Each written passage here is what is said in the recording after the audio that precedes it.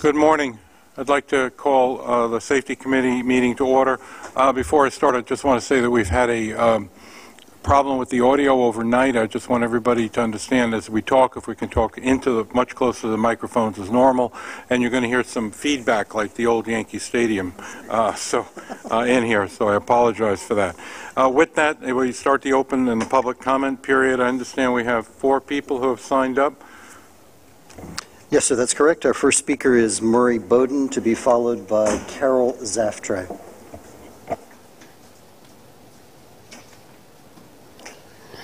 Good morning. I've identified 3 issues that, can you hear me?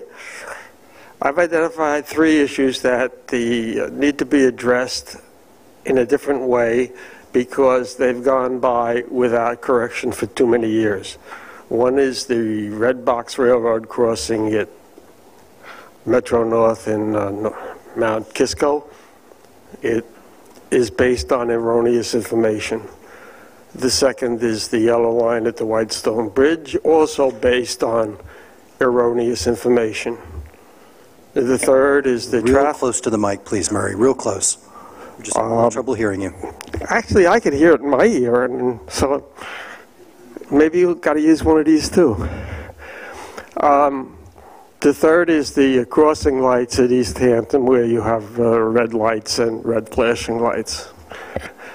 When you begin to address those 3 issues, then the issue of positive train control can then be addressed. You have to establish credibility.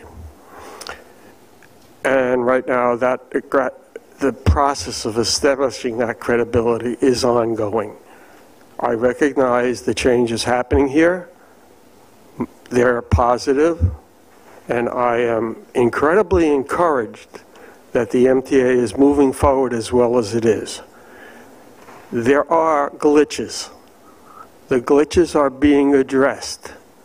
I've been around here a long time, going back to when Virgil Carmody was here.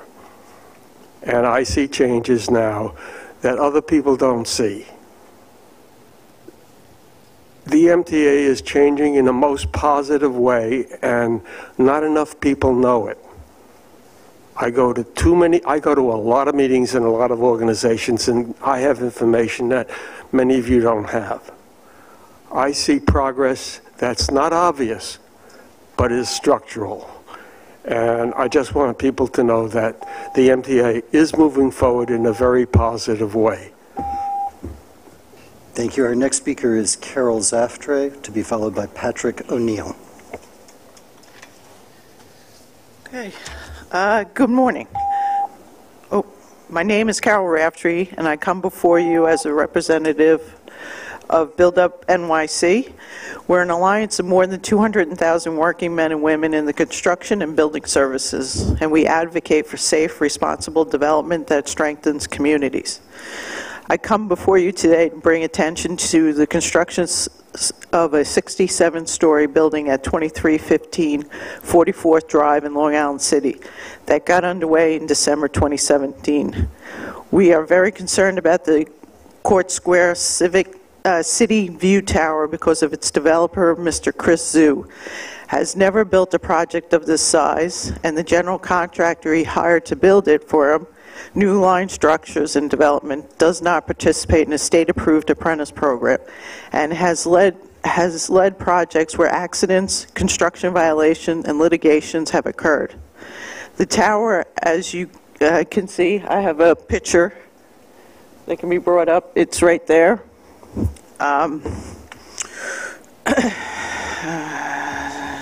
Is located along the elevated tracks of the number 7 line. Yeah. Okay. As you can see, it's located right next to the 7 line in the Court Square subway station. The E, G, and M subway lines run underground and also have an entrance to the station on another side of the project. The Court Square station has been drastically there has been a drastic growth in ridership, trending upwards from more than 5.3 million riders in 2012 to 6.8 million in 2016. The last year the data was available. A setback or accident of any kind at Court Square View Tower project site could cripple the commute of numerous subway riders or for a period of time. The MTA has protocols for construction near train tracks. We believe this project deserves special scrutiny when you consider their application to operate cranes to build the tower. We request that you insist that the developer hires responsible contractors, ensures the federal and state local safety laws, including workman's comp laws and the local law 196, a construction safety law that requires workers undergo 40 hours of safety training. The developer should also ensure contractors have liability insurance and implement a comprehensive safety plan. Thank you. Thank you. Our next speaker is Patrick O'Neill and then Percy Lujan.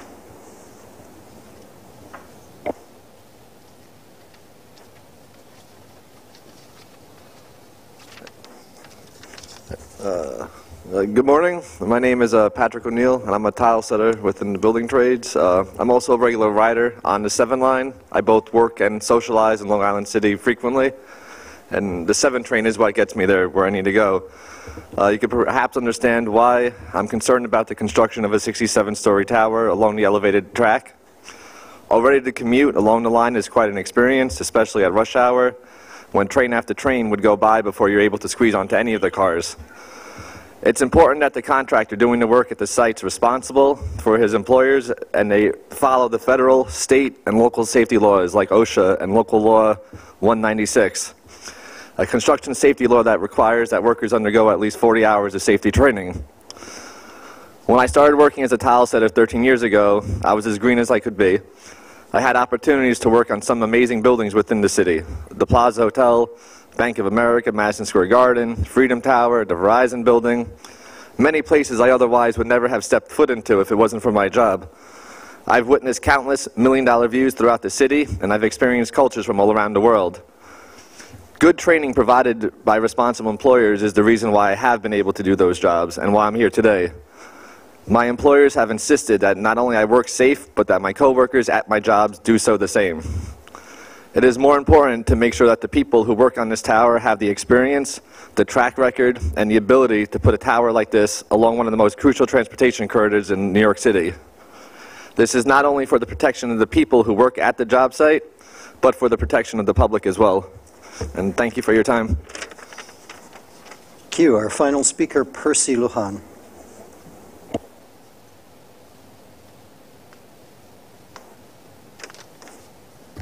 Good morning.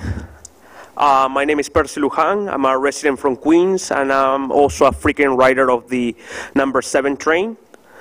I am also an apprentice who handles hazardous waste with Local 78. To do my job, I have to undergo safety training, including how to recognize hazardous waste. My employers want me to work safe, and they insist that I stop anything that seems out of the ordinary or that does not seem safe at a job site. I'll tell you this to show you how important it is to make sure that workers at this site and the public in general are kept safe during the construction of this tower along the 7 subway line tracks in Long Island City. I hope it is not too much to ask that the contractors at the Court Square City View Tower site be responsible employers who follow all laws, including laws on paying workers fair wages and looking out for the safety of the workers as well as the general public. In the past, I have worked for employers who do not only turn a blind eye to whether I was properly trained or whether I was working safe or not, but did not pay me on time and sometimes outright stole my wages. Some of my past employers actually pay me in cash without taking out federal or local taxes. Needless to say, good employers make sure that my coworkers and I get the training we need to work safe. They also abide by the law when it comes to making sure I get paid for the work I do and that the correct amount of taxes are taken out of my regular paychecks. The workers who build this tower need to work for employers who will not only make sure that they are trained, that they work safely and are paid in the actual time they work, but employers will also take care to make sure that the public is kept safe during the construction of this tower. Thank you very much. Thank you very much. That concludes our public speakers, Mr. Chairman. And we can... Thank you. Thank you. David, if we're off to the work plan, have there been any changes to the work plan? We did not approve the minutes. The minutes and approval of the meetings from our December meeting, I will move them. Is there a second? Any questions, comments, or changes? There being none, all in favor, say aye. Any opposed? Minutes are carried. Now, David, the work plan, any changes? No, sir, no changes to the work plan. Okay. Safety metrics?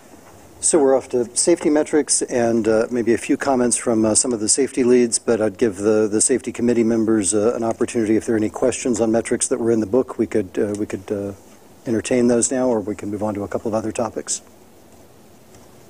While you're thinking, I'll ask Eric Osnes if you wanted to make a couple of remarks at the chairman's suggestion on ORT. I would just like to report an update as we've transitioned to ORT in its entirety. As you know, we've been handling a collision challenge within our organization, and the transformation to ORT has appeared to stabilize that challenge. And this last committee meeting, we've reported a 44.2% drop year over year for collisions with injuries, as well as a 17.2% drop in total collisions within as an aggregate within bridges and tunnels. By no means are we declaring victory, as we subscribe to a continuous improvement process, but the trend is positive, and if the trend maintains, we will start to see a drop in our rolling average as well. So I'm pleased to provide that information to the committee. Thank you. Thank you. Yeah. Yes. Yeah. In boring down in your statistics, I'd just like you to note that you also had an enormous increase in arrests for texting while operating the vehicles, and I suggest that was a huge driver in your safety thing too. And if you want to keep driving those statistics down, you should stay on top of that texting. I mean, I know you don't really have control over the police department, but they're doing that, and and I suggest also that you've probably, once you get the structural changes in place that make it more safe to operate the vehicle for anybody operating through there, then you're down to more behavioral things of the drivers, specifically the texting, that the harder you go after that, the more you drive that out of your system, the safer the system will be. That's just my opinion. I don't think that statistic should be underappreciated. Commissioner, to underscore your point, enforcement is a key component in our strategy to reduce collisions, and we will stay on top of those issues. Thank you very much. Before we move on from this agenda item, I wanted to ask Lori Ebbighausen of Long Island Railroad. She had a program note at Monday's Long Island Committee and wanted to ask her to also provide the same information for the committee today. Okay, I just wanted to reiterate, I had alerted the Long Island Committee on Monday that on February 6th at the regularly scheduled National Transportation Safety Board meeting, that they would be releasing their special investigative report on end-of-track collisions, and during that meeting as well, they will be reviewing our Atlantic Terminal incident that took place January 4th in 2017. So we look forward to hearing their findings and recommendations, and we'll share our outcome with you at the next committee meeting. Thank you.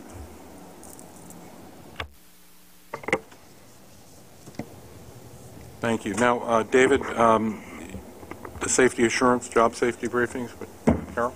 Yes, Cheryl Kennedy has a presentation for us on job safety briefings. This is a cornerstone of assuring safety, and we thought it would be useful for Cheryl to say a few words about that. Good morning. I hope you can hear me. Okay. You could put up the first slide. Ah. Wrong presentation.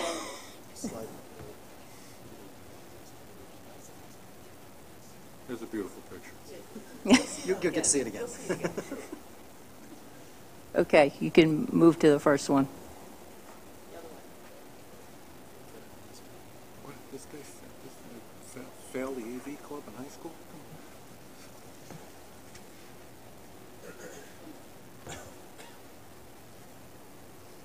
Ah, okay.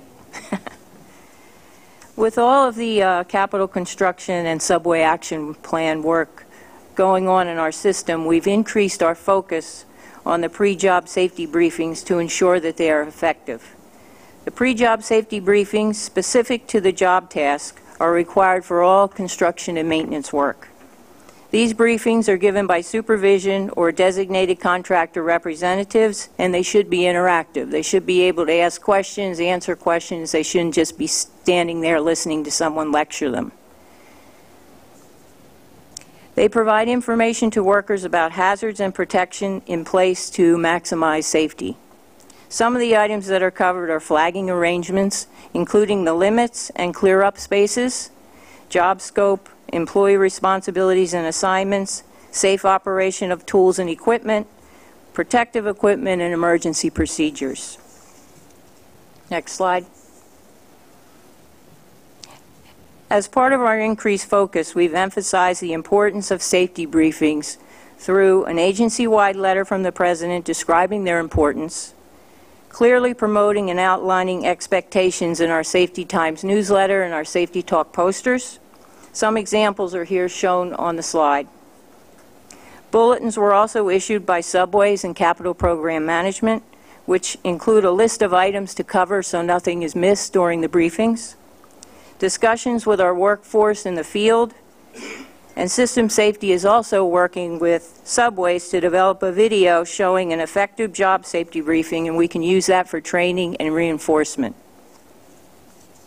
Next slide. We began increased observations and auditing in November, and since then we've had 34 audits have been performed by the System Safety and Union Audit Team.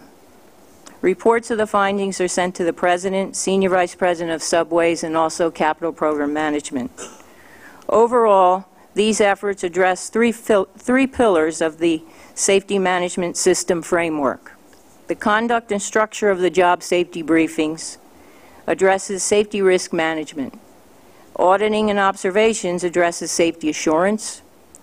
And the safety communication efforts outlined on the previous slide addresses safety promotion pillar. We plan to continue our focus as we move ahead with our construction and maintenance work. Any questions? Any questions for Cheryl? Cheryl, just a quick question. I know the answer to this, but I want everybody to hear it as well. Have we had any substantial issues in connection with the safety-related issues in connection with the subway action plan, and specifically someone being hurt?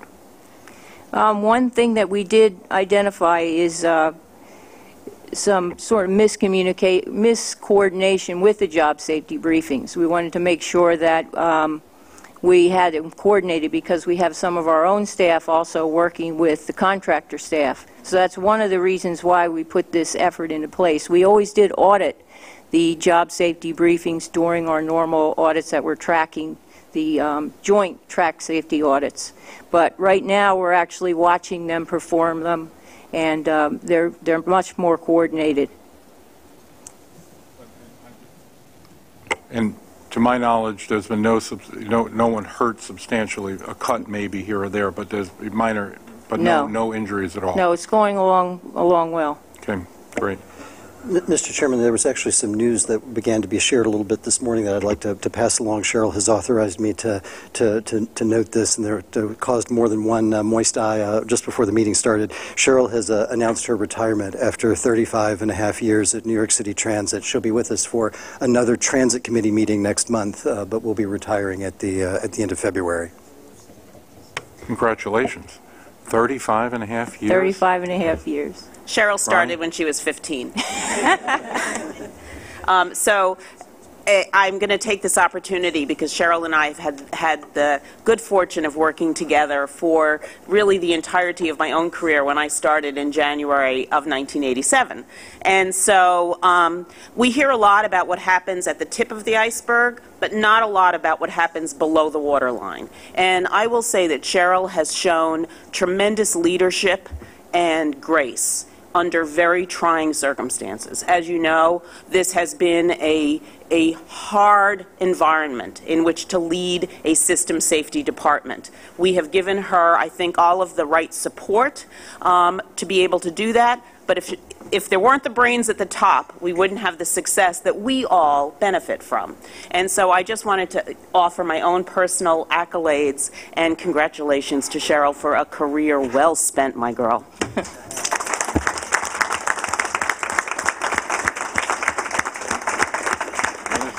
Thank you, everyone. I really did enjoy my time here. You know, I've been in this job for 17 years, which is a long time, and I really enjoyed the field of safety. And I do have a very good staff that will continue on doing a great job for you. Cheryl, you'll be here for the February meeting, correct? Yes, I will. Okay, look forward to it.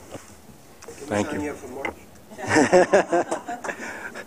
Okay, to follow that act, we have a briefing on our Vision Zero efforts with the Department of Buses from Linda Fernandez. Super close to the mic, please. Good morning, everyone. The Department of Buses will be giving two presentations. One will be an update on the Vision Zero program by peer review, safety and training officer. The second will be on one of many Department of Buses initiatives and communication strategies in order to highlight awareness throughout the system. And that will be by Cordell Rogers, Deputy General Manager, who will also introduce a short video. We'll begin with Pierre. Good morning. Today I'd like to give you an update on our Vision Zero program. Throughout buses, safety is at the very core of our business. It's embedded in every aspect of our operations and in our culture. As a former bus operator, for Darrell, the safety of our bus operation is personal. As the leader of buses, his mantra of continuous improvements drives our efforts. Historically, our safety numbers have proven that out, with a 40% reduction in collisions per million miles since 1988. The results reflect our continual commitment to improving the safety of our customers, employees, and the public.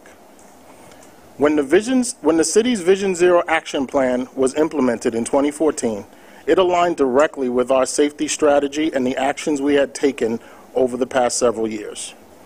Mission critical to buses is partnering with our employees, the union, and the public with a view to ending all fatalities and serious traffic injuries. Next slide. Where's the presentation? Okay. Today, I'd like to highlight two successful initiatives that have been at the core of our Vision Zero program. The first is our Vision Zero training, which we initiated in mid-2014 to engage operators on issues of pedestrian and bicyclist safety. The training emphasizes the current challenges and recent trends when dealing with pedestrians and cyclists. We are currently cycling our 12,000 bus operators through the second version of this program.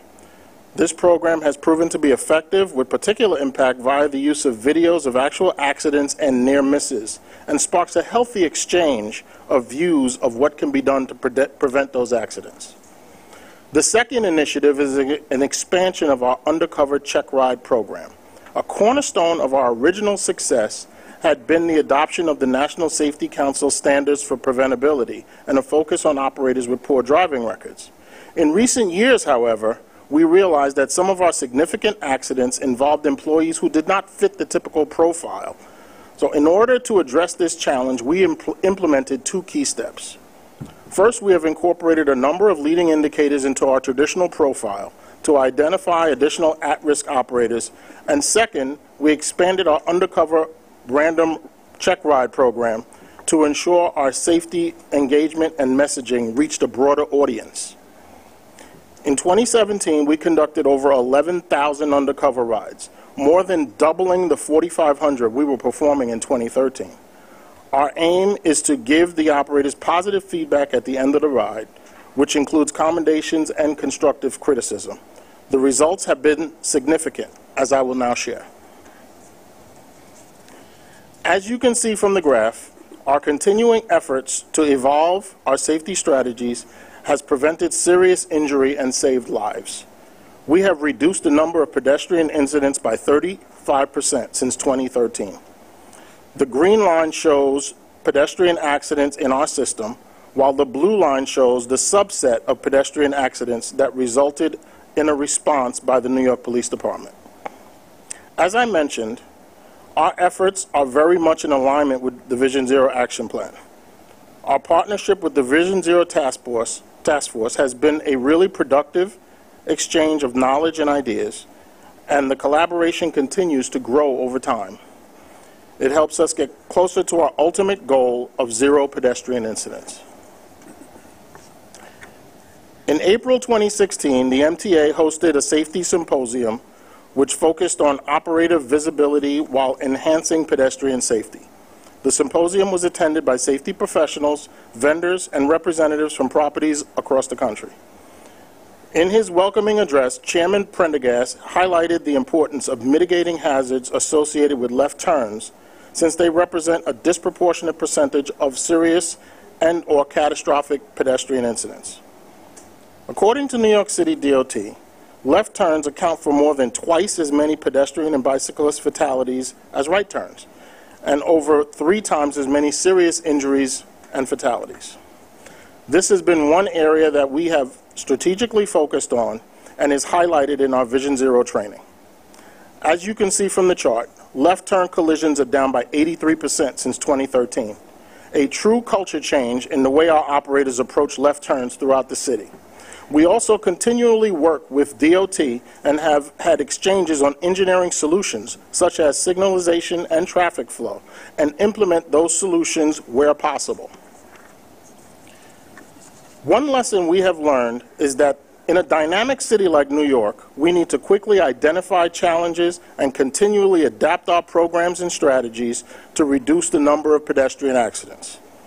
Focusing on improvement, we must never lose sight of our ultimate goal of zero pedestrian accidents, and we do this in partnership with our employees, the union, and the public.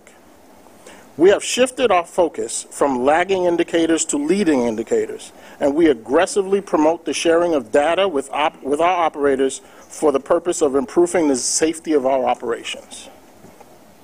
Our Vision Zero program is a key part of our safety communication strategy, allowing all of our employees to understand our current challenges, keep them at the forefront of their mind, and discuss their experiences with colleagues.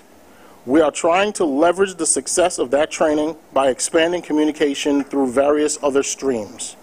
As a key part of this expansion has been our seasonal messaging. Historically, the shorter daylight hours of the winter solstice have been linked to an increase in pedestrians killed or seriously injured throughout the city. Inclement weather during winter months also requires an increased focus on safety. These are challenges we take very seriously, and we have put strategies in place to make sure we're ahead of the curve. Our focus is on educating our workforce and maintaining the vigilance that we need to protect pedestrians in New York. I will now hand it over to Cordell Rogers, who will discuss one of the ways we are communicating these challenges and show you a short video he has put together with corporate communications to help educate our operators on these challenges. Thank you, Pierre. Good morning. A few years ago, Darrell challenged the Department of Buses to create seasonally relevant safety messages. In fact, in fall of 2016, Steve Vidal presented to this committee our Fall Challenges video. That video highlighted for our operators the safety challenges associated with diminishing levels of daylight and operating a bus in the city of New York. The Winter Challenges video that you're about to see shortly is a shortened version of what's currently airing on our FYI network in all of our depots, our maintenance and training facilities. It features operators ranging in experience from 2 to 34 years. They share challenges that they've experienced as well as safety tips. And with the help of corporate communications, we were actually able to film this on location at various depots. At the conclusion of the video, I'll be happy to answer any questions you may have. Thank you, Cordell. Video.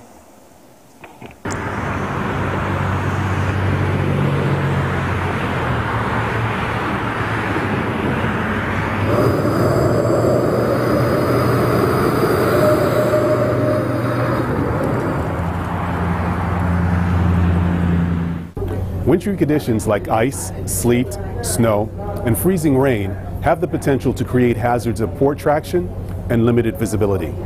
Professional bus operators must make adjustments to compensate for the differences in acceleration and handling, avoiding sudden starts, stops, or changes in direction. Doing things like reducing your speed to adapt to roadway surface conditions, allowing greater spacing while anticipating the need to stop well in advance, will pave the way for smooth operations. Remember, during rain and snowstorms, pedestrians will likely be looking down instead of scanning the area, so let's look out for them. Have you seen any significant challenges? Yes, when I have a fully loaded bus, being able to stop properly on icy pavement is kind of tough. This winter, there was a taxi driver making a U-turn in front of my bus, hitting a bus that was servicing the bus stop in front of me. 2 or 3 years ago on the New Jersey Turnpike, I witnessed a tractor-trailer following traffic too closely, following the vehicle in front of him too closely. In snow and slushy conditions, traffic came to a stop, and the tractor-trailer was unable to stop. Rear-ended the car in front of him, which caused a 6-car chain reaction collision. 5 cars, and I should say 6 vehicles, 5 cars and the tractor-trailer. Wow. Seen people jumping piles of snow, trying to get into my bus, getting the chance to fail, slip, and get in an accident. Well, I've seen the snowplow shift plates and the manhole covers, creating dangerous situations. There was a time I was pulling to the bus stop and someone actually stepped off the curb, and I had to slow the bus down because there wasn't ice. So an icy condition? Icy condition, we had a situation where I had to slow the bus down before that person got hit. It would have to be the student dismissals during a snowstorm, the icy roads, and the children jumping in front of the bus and on the road slipping and just horseplaying. It's got to be one of the most difficult things to deal with during snowstorms. While operating the bus in passenger service, I had a delivery guy riding in the snow, riding toward me. I stopped my bus. His bike happened to hit the mirror of a car, and he wound up falling on the bike right ahead of me. So, ladies, what is your winter safety driving tip? You have to be careful in the snow time. You have to watch the surface around your bus. Okay. Take your time. There's no need to rush. Space and distance. Make sure you have enough space and distance and not to be around anything so you won't have any collisions. Thank you. How about you, Chris? And also stay observant of the pedestrians. Sometimes they have trouble crossing the intersections also. Stay in your distance, lowering your speed. Thank you, Gary. How about you, German? Slow down, keep enough distance between the vehicle in front of you and your bus, and watch your mirrors. You have to just be careful, and be careful when you step on the brakes. If it's snowing out, you can't apply them too hard because the bus will slide. And I think the best thing you could do is like just tap them gently, and that's really all you could do. You just got to be very, very, very careful. Patience. Let the other guy go first and have patience. Take your time. My best tip is to just drive slow in the snow and ice. Just take your time. Watch for the pedestrians as they leave in your bus. Make sure they get good clearance. Okay, good clearance. Pass your bus. That's important. Yes, indeed. If they slip and fall and your bus is right there and you start moving, that's not good. Approaching the bus stop, always approach it with slow speed and caution. Any questions for Cordell or anything on the video? Yes, sir. So I assume that the bus division has had a lot of input into the design of the new buses that are on order, and apparently they have much better visibility. Some blind spots are removed. Should this also contribute to safer conditions on the street? Unquestionably, Commissioner Albert, that should definitely have a positive impact in terms of reducing collisions. Thank you. Yes, Norman? Yeah, I try to never miss an opportunity to praise the employees or management, and I think the professional character of your relationship with the professional employees you manage was visible to me in the video, and I hope it gets wide disbursements. I mean, I hope I get an Oscar thing, you know. Though if you go for the Oscar, I would say lose the bow tie. You know, there's only few people here that are impressed by bow ties. But so, I do have a couple serious points I'd like to make with judo. Really, and it really had to do more with your presentation. What was the changes in profile? You mentioned, and this is a wonderful thing that you ferreted out from the process, that when you look at the array of workers, I mean, as a union representative, we used to say, you know, 95% of your problems are caused by 5% of your employees. And I think that those employees are quite easy to identify. But since you have such a, you know, you only get one mistake type of business, and one fatality will ruin a guy's life regardless if he had a perfect record or not.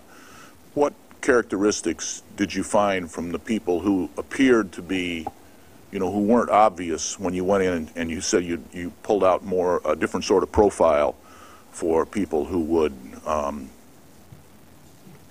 experience a incident? Okay, so is it working? Yes. So at first, just expanding into look at doing random rides, where we would talk, before we used to do programmatic rides for people with bad records, like I mentioned before. Now, once you expand into random rides, you're now just boarding a bus and watching, so now you're targeting a broader audience. The other thing we look at also is people with red light violations, cell phone violations, reckless driving complaints, you know, that kind of stuff. That's so that we added that stuff to start to look at those particular people. Could I piggyback on that also? The bow tie guy, okay. It's painful. So, you know, I'm on the job 32 years. I drove a bus 32 years ago, and I would say what our drivers deal with today, the challenges that they deal with are distinctive or significantly different from what I drove. So the climate has changed dramatically. And we did see, I would say, in the early 2000s that it wasn't I would say the profile, the individual having these accidents. They were some of our better employees, and we attribute that to the change in the environment. So we deal with a very distracted culture now. Everybody's walking around with cell phones. I didn't have to contend with that. People have headphones on. I didn't have to contend with that, and we saw that our new drivers were contending with something significantly different, and we had to adjust the way we train, the way we monitor them, and these were really good employees. So then we took a more collaborative, leaning forward, proactive approach and working with labor to try to identify problems that we weren't seeing by just profiling based on lagging indicators. When somebody had a bad record, clearly, that's easy. But now you're dealing with folk with really good records, and we had to ask ourselves what's going on. So we did a real deep dive over the last several years, and it's paid off.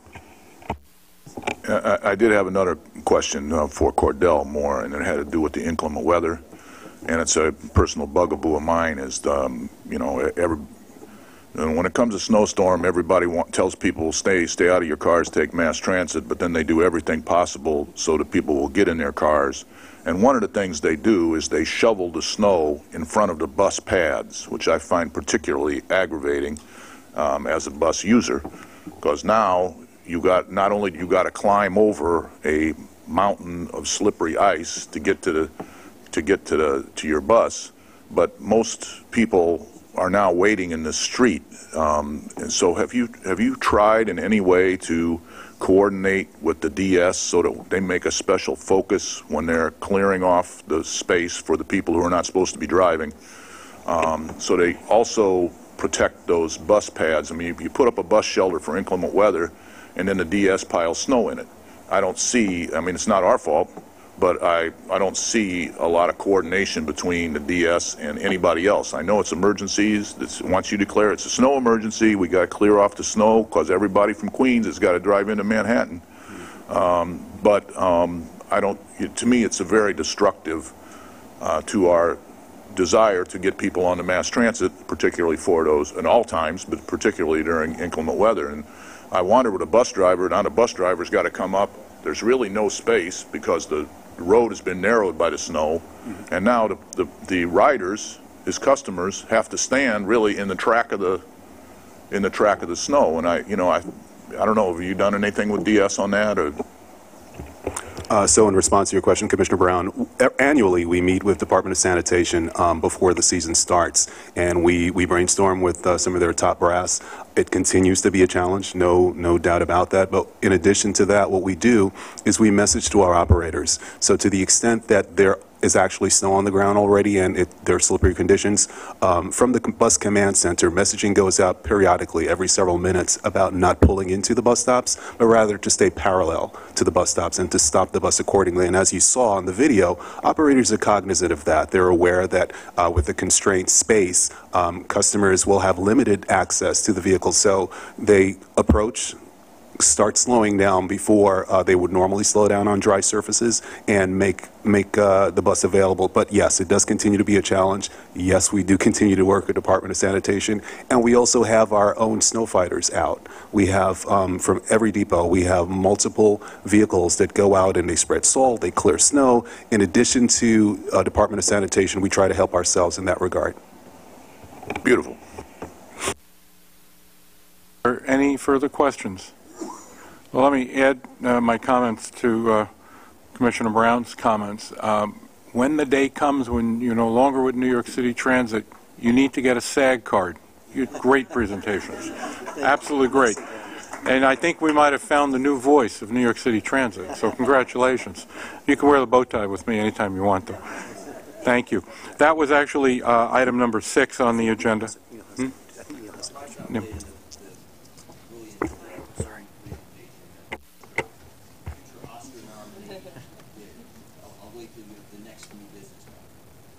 Well, at this point, that was item number 6 on the agenda. We have, at the last meeting, we couldn't get a video to work about grade crossings. It's a 2-minute video. With your permission, we'd like to show it, and then following that, Commissioner Zuckerman, we're more than happy to answer any questions. Yeah, you'll see in the first video there will be audio associated with it, and this is some of the new technology that we're testing at both Metro North Railroad and Long Island Railroad on 2 grade crossings each, and you'll see one video with the audio, as I said. Yes, off tracks, train coming. There's the audio.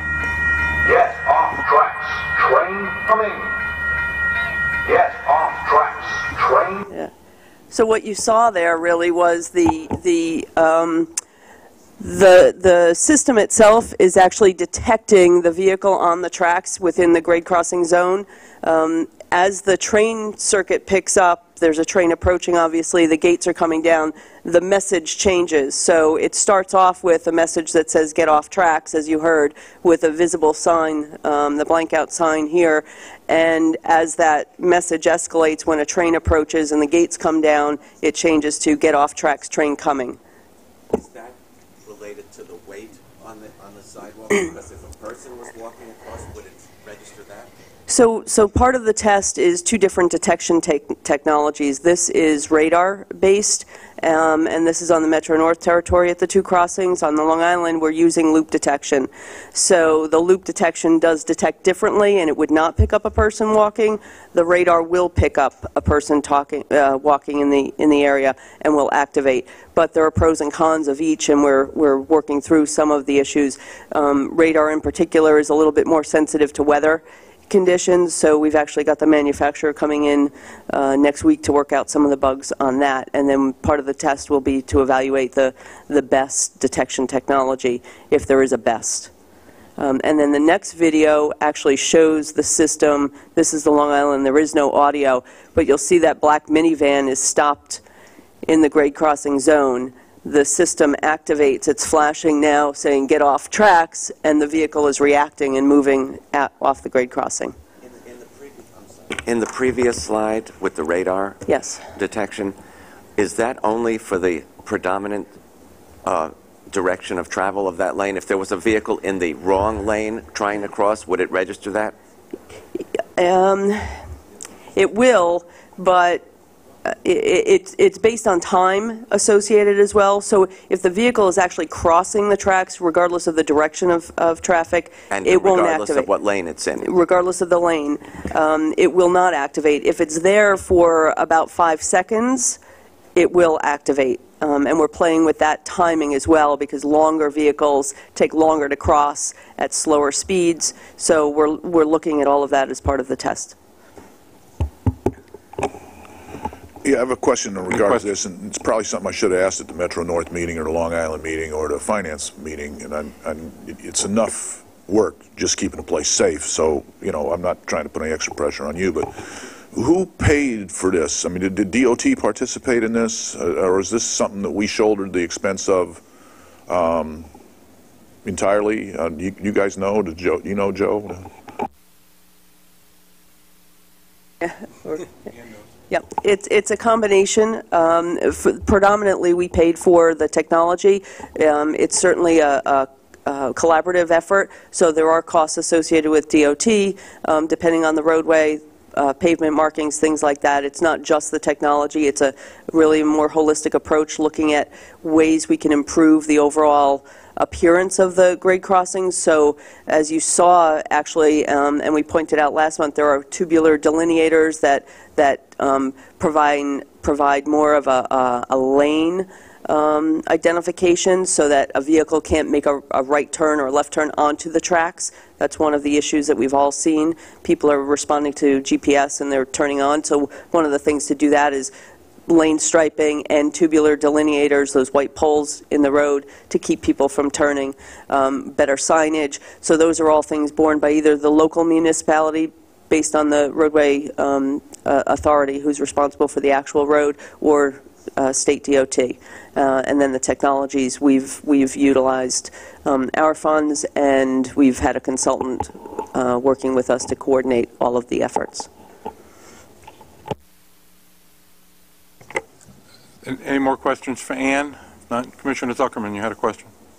It's not a question, more of a statement, partially for you and David, partially for the incredibly large number of the members of the public and press that come to the Safety Committee meeting. I'm always amazed how this is, in my opinion, the most important topic we deal with and the least attention it receives. So I hope to at least made that. As the head of our PTC working group, I just want to raise a couple of points. We did discuss PTC in both the Long Island Railroad and the Metro North committees, thanks to my colleagues and our chairs of those committees, Sue Metzger and Mitch Pally. We have 341 days until the end of the year. That gives us 341 days to get PTC done. I think I had 3 points I wanted to raise. One, it was affirmed or reaffirmed that the goal is for both railroads to implement PTC fully by the end of the year. It is not to have a partial demonstration or pilot, it's to complete the implementation of that.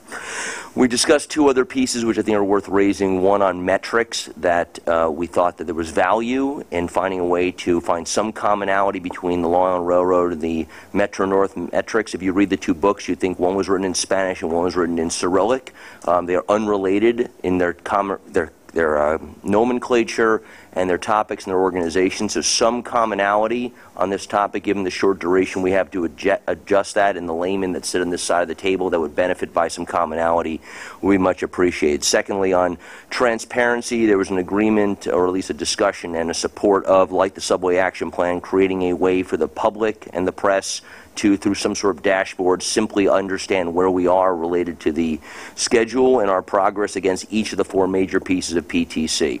As a addendum to that, one additional point we talked about was we should make sure we are getting credit in the public sphere for the parts of PTC that are being implemented or already have been implemented, e.g. civil speed enforcement, and making sure that is clear that there are pieces that are implemented. So I submit that to you, and I would, going forward, whether we want to adjust the working plan or not, but I will continue to raise in these meetings, as well as in the two Metro North and Long Island Railroad Committee meetings, the conversations we have in this, because to me, again, at least for Metro North, is the most important thing thing we have to do in 2018. You can debate that, whether it's for Long Island Railroad, given the number of capital programs, but no question, in my humble opinion, from the County of Putnam, this is the #1 issue we have to deal with this year. Well, I will work with both Pat and Kathy on dashboard type issues and what we can put forward on that. But I also appreciate what you said about the various different layers of PTC. PTC is not a single solution. It has various different component parts, and we have installed and are operating many of those component parts. So I think that's also important, because the public, any article that I've read doesn't go into the technology at all. They think it's an on or off type scenario, and it's more complicated than that. So hopefully the dashboard can address that, as well as the layering that you talked about. So thank you. Sure. Something I meant to say earlier at the conclusion of Cordell Rogers' presentation with the winter operations video, he had mentioned at the outset that that was a shortened version of the video. The full video runs 11 minutes, and we'll make sure that the committee members receive a link to the video so that you can watch it if you wish to. And I'll submit it to the local Emmys so that you may get an Emmy before you get an Oscar. All right, is there any other business, any other items, any other questions? I'll entertain a motion to adjourn. Thank you. We're in adjournment. Our next meeting is April 25th. Thank you.